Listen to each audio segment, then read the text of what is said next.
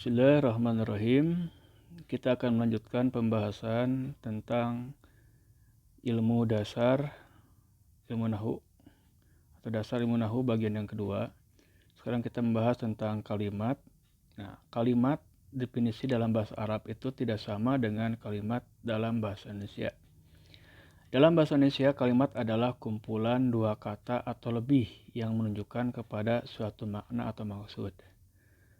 Nah, seperti misalkan kalimat dalam bahasa Arab, misalkan kalimat Muhammad pergi.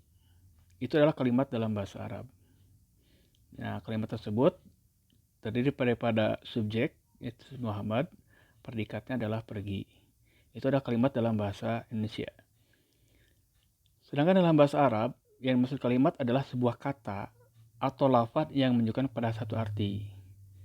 Seperti yang tadi, misalkan kalimat dalam bahasa Indonesia adalah Muhammad pergi. Nah, Muhammad dalam bahasa Indonesia adalah kata.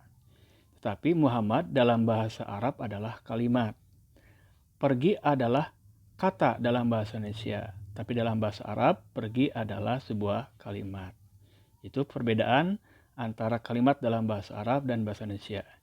Nah, maka dengan pengertian lain, sebuah kalimat dalam bahasa Arab adalah sebuah kata dalam bahasa Indonesia.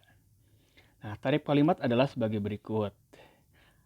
Lafdun mufradun yadulu ala maknan. Lafad mufrad atau lafad tunggal yang menunjukkan kepada suatu arti. Nah, kalimat dalam bahasa Arab bisa terdiri dari satu huruf, mabani atau huruf jaiyah atau lebih. Nah, sekarang kita lihat dalam surat Al-Fatihah ayat ke-1. Bismillahirrahmanirrahim. Ayat ini terdiri pada 5 buah kalimat, yaitu bi, dalam bismi itu ada bi ya, itu adalah satu kalimat dalam bahasa Arab. Ismi juga satu kalimat, Allah satu kalimat, Ar-Rahman satu kalimat, Ar-Rahim juga adalah satu kalimat. Nah, kemudian kita menginjak kepada pembagian kalimat.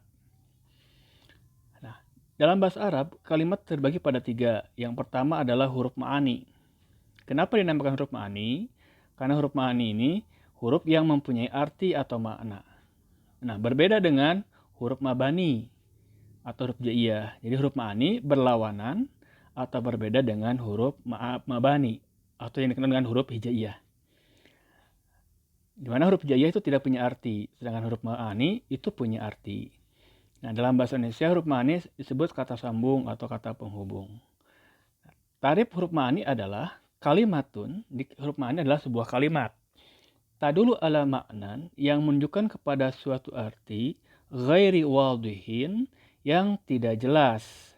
Qasduha maksudnya. Ya walaupun punya arti tapi artinya belum jelas. Illa kecuali wudi'at ma'a ghairiha. Dia diletakkan bersama kalimat yang lainnya. Jadi huruf ma'ani itu punya arti tapi belum jelas maksudnya. Nah, jumlah huruf ma'ani dalam bahasa Arab itu ada 80 huruf. Itu totalnya. Nah, sekarang kita lihat sebuah contoh. Ini dalam surat Al-Asr. Innal insana lafi khusrin. Dalam ayat ini, sini sudah saya garisbawahi, ada inna, kemudian ada la, dan fi. Jadi, fi, la, dan inna adalah huruf ma'ani. Masing-masing punya arti. Misalkan, fi artinya dalam, la benar-benar, inna sesungguhnya. Tetapi kalau hanya fi saja, maka belum jelas maksudnya. Fi dalam. Dalam apa? La benar-benar. Benar-benar apa? Inna sesungguhnya. Siapa yang sesungguhnya? Artinya huruf ma'ani ini punya arti, tapi artinya tidak jelas maksudnya. Dia akan jelas maksudnya kalau sudah disambung dan dirangkai dengan kalimat yang lain. Sesungguhnya siapa? Al-insan, manusia. Nah, inna, dia disambung kalimat al-insan. Itu jelas. Sesungguhnya di sini adalah al-insan, manusia. Siapa yang pi? Lafi itu siapa? Khusrin, kerugian. Itu disambung dengan kalimat khusrin. Lafi khusrin, benar-benar dalam kerugian. Maka kalau dirangkai, sesungguhnya manusia itu benar-benar dalam kerugian. Maka huruf ma'ani di sini sekarang ketika sudah dirangkai dengan kalimat-kalimat lain, maka jelas maksud dan maknanya. Itu yang pertama adalah tentang huruf ma'ani. Yang kedua adalah kalimat. Kedua adalah fi'il. Kalimat kedua adalah fi'il.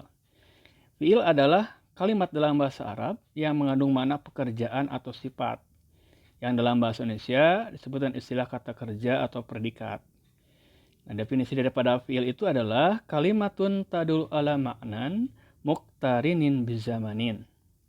Kalimat yang menunjukkan kepada suatu makna yang disertai oleh waktu. Maksudnya adalah fi'il adalah kalimat dalam bahasa Arab yang berhubungan dengan waktu. Karena yang namanya pekerjaan tentu membutuhkan waktu. Apakah pekerjaan itu telah dilakukan, atau sedang dilakukan, atau akan dilakukan. Itu adalah fi'il.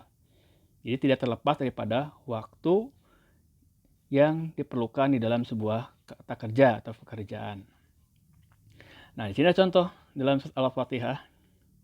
Iyyaka na'budu wa iyyaka nasta'in. Dalam ayat ini, di sini ada kalimat na'budu dan nasta'in. Na'budu dan nasta'in adalah fi'il. Nah, kalau diartikan, na'budu artinya kami sedang atau akan beribadah. Kenapa diartikan sedang atau akan? Karena na'budu ini nanti termasuk kategorinya fi'il mudhari'. Fi'il mudhari' itu mempunyai dua waktu. Boleh diartikan sedang, boleh diartikan akan. Jadi na'budu bisa diartikan kami sedang beribadah atau kami akan beribadah. Demikian juga dengan nasta'in. Nasta'in artinya kami sedang atau akan memohon pertolongan. Jadi kita boleh mengartikan nasta'inu kami sedang memohon pertolongan atau kami akan memohon pertolongan. Karena ini adalah bentuk fi'il mudhari'.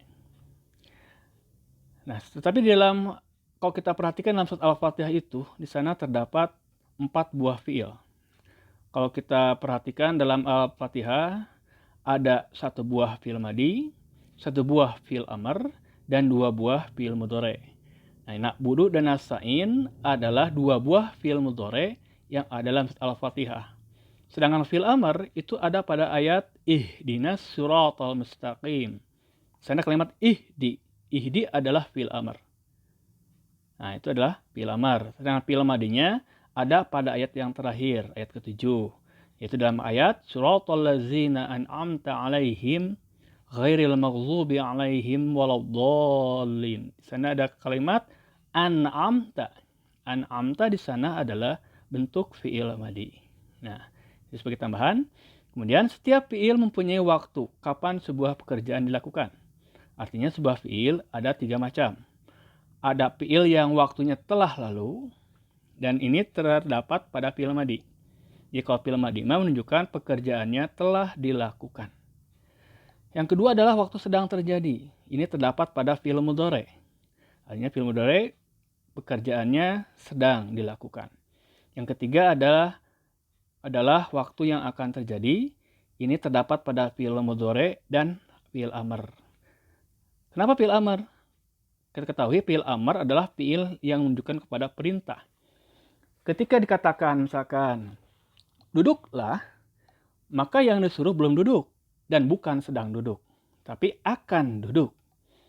Ya, baru setelah ada perintah duduk, dia baru akan duduk. Bukan telah duduk, dia belum duduk karena belum diperintah. Dan bukan sedang duduk karena belum diperintah. Baru ada perintah, maka dia akan mengerjakan pekerjaan duduk itu. Kemudian yang ketiga, bagian kalimat yang ketiga adalah isim. Isim dalam dalam bahasa Arab itu adalah kalimat yang mengandung makna benda atau terkadang mengandung makna sifat yang dalam bahasa Indonesia sering disebut dengan istilah kata benda. Sedangkan definisi daripada isim adalah kalimatun tadulu ala ma'nan ghairi muqtarinin bizamanin. Kalimat yang menunjukkan kepada suatu arti yang tidak disertai oleh waktu. Artinya isim itu tidak ada hubungannya dengan waktu. Artinya kalau sebuah isim mau kemarin, sekarang, atau nanti tetap seperti itu. Misalkan, di dalam surat Al-Fatihah ayat ke-1. Bismillahirrahmanirrahim. Di sini terdapat 4 buah isim. Ismi, Allah, Ar-Rahman, Ar-Rahim. Kalimat Allah, lafaz Allah, itu tidak ada hubungannya dengan waktu. Mau kemarin, sekarang, atau nanti tetap Allah. Ar-Rahman juga sama, Ar-Rahim juga sama. Nggak ada hubungannya dengan waktu. Mau kapanpun tetap Ar-Rahman, Ar-Rahim. Allah itu Ar-Rahman, Ar-Rahim. Nah, demikian pembahasan tentang pembagian kalimat yang terbagi pada 3. Ada huruf ma'ani, ada fi'il, dan isim. Insya Allah kita akan bahas selanjutnya tentang sibhu jumlah. Dan nanti setiap kalimat akan kita bahas secara terperinci biar lebih jelas. Semoga uraian yang singkat ini dapat bermanfaat dan berguna. Saya tutup dengan Alhamdulillahirabbil alamin.